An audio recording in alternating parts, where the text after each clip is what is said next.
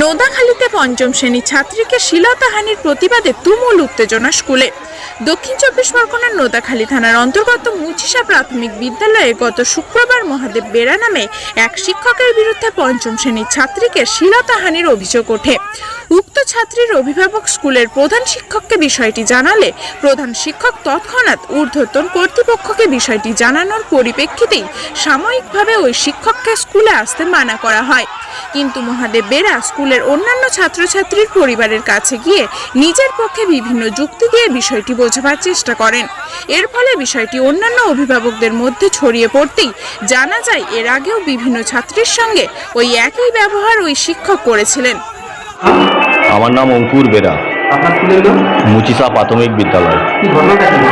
ঘটনাটা গত শুক্রবার দিন যখন অতিবৃষ্টি হচ্ছিল, ওই সময় আমাদের বিদ্যালয়ের সহকারী শিক্ষক মহাদেব বেরা একটা ছাত্রীর সাথে অশালীন ব্যবহার করেন এবং ছাত্রীটা অসম্ভবভাবে কান্নাকাটি করছিল ক্লাসের মধ্যেই।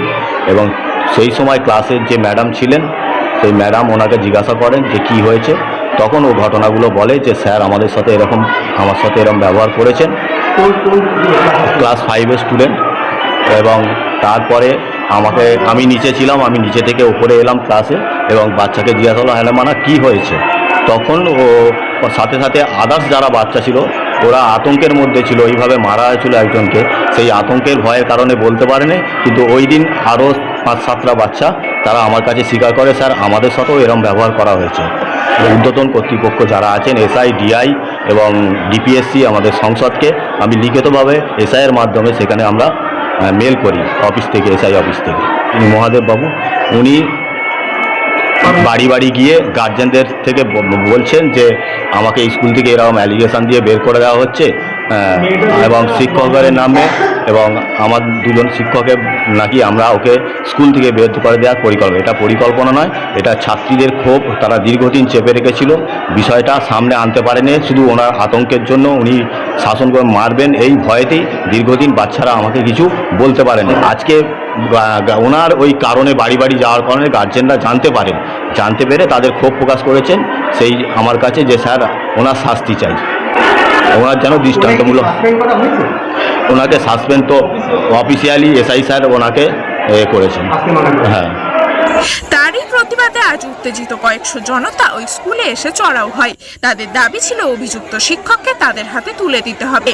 একটা সময় পরিস্থিতি এমন আকার ধারণ করে যে পুলিশকে লাঠিচার্জ করতে হয়। ঘটনাস্থলে ডায়মন্ড হারবার জেলা পুলিশের পুলিশ সুপার রাহুল গোস্বামী ছাড়াও অতিরিক্ত police super zonal Mitul Kumar Deb, SDPO Shubhadip Ghosh ছাড়াও একাধিক পদাধিকারী ব্যক্তি এসে উপস্থিত হয়। মোতায়েন করা হয় বিশাল পুলিশ বাহিনী এবং র্যাব। ইতিমধ্যেই অভিযুক্ত ওই শিক্ষককে সাসপেন্ড করা হয়েছে বলে সূত্র মারফত জানা গিয়েছে। আসুন শুনে নেব সংবাদ মাধ্যমের মুখোমুখি হয়ে অতিরিক্ত পুলিশ সুপার মিতুল কুমার দে ঠিক কি জানিয়েছিলেন।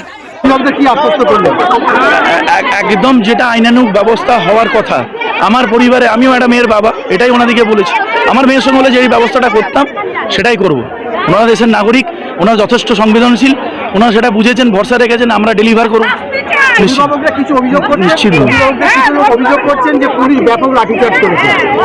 দেখুন আমি একটা কথা বলি, এটা মায়েদের তরফ থেকে উঠে আসেনি, বাকিরা বলেছেন। আমরা আসার পরে ওনাদের কাছ থেকে যথেষ্ট কমিউনিকেশন ভালো হয়েছে। তার আগের যে ঘটনা সেটা আমরা যথাযথভাবে তদন্ত করব। যদি কাউকে দোষী পাওয়া যায়, কারো যদি if someone has exceeded their brief will take action. কেউ কি কোনো অভিযোগ করলো কিসে? না, এখন আমাদের সঙ্গে এটাই হচ্ছে, আমরা জাস্টিসটা দিতে চাইছি যতটা তাড়াতাড়ি সম্ভব। হ্যাঁ,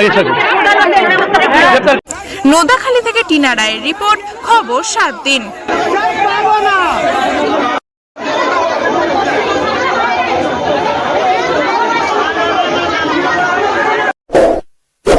এমনই তাজা ও গুরুত্বপূর্ণ খবর পেতে খবর 7 দিন চ্যানেলটি সাবস্ক্রাইব করুন এবং নোটিফিকেশন পেতে বেল আইকনটি টিপুন।